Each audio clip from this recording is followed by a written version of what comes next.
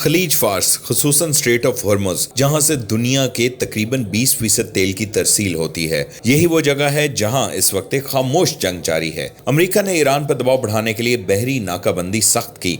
मकसद साफ था, ईरान की ऑयल एक्सपोर्ट्स को रोकना और इसकी मईशत को महदूद करना। लेकिन ईरान ने रवायती तरीके से जवाब नहीं दिया, बल्कि एक स्मार्ट लेयर्ड स्ट्रेटजी अपनाई। पहला मरहला, घुस शिपिंग। ईरानी टैंकर्स अपने AIS ट्रांसपॉन्डर्स बंद कर देते हैं, यानी वो रडार से गायब हो जाते हैं। ये जहाज समंदर में रूट बदलते हैं और कई बार दूसरे जहाजों के करीब जाकर अपनी शनाख्त छुपा लेते हैं। दूसरा मरहला, शिप टू शिप ट्रांसफर्स। खुले समंदर में तेल एक जहाज से दूसरे जहाज में मुंतकिल किया जाता है। इसके बाद दूसरा जहाज क्लियर ओरिजिन के साथ मार्केट तक पहुंचता है।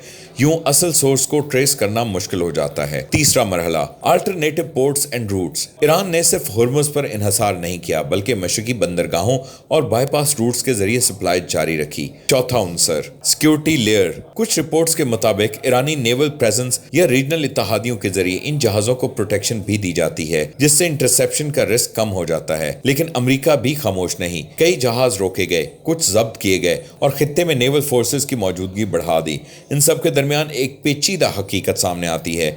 ये नाकाबंदी न मुकम्मल तौर पर कामयाब है और ना ही मुकम्मल तौर पर नाकाम। ये एक कैट एंड माउस गेम है, जहां हर नया दिन एक नई चाल और एक नया रिस्क लेकर आता है। और इस खामोश जंग का असर सिर्फ खलीज तक महदूद नहीं, बल्कि आलमी तेल की कीमतों, शिपिंग इंश्योरेंस और पूरी दुनिया की मईशत पर पड़ सकता है।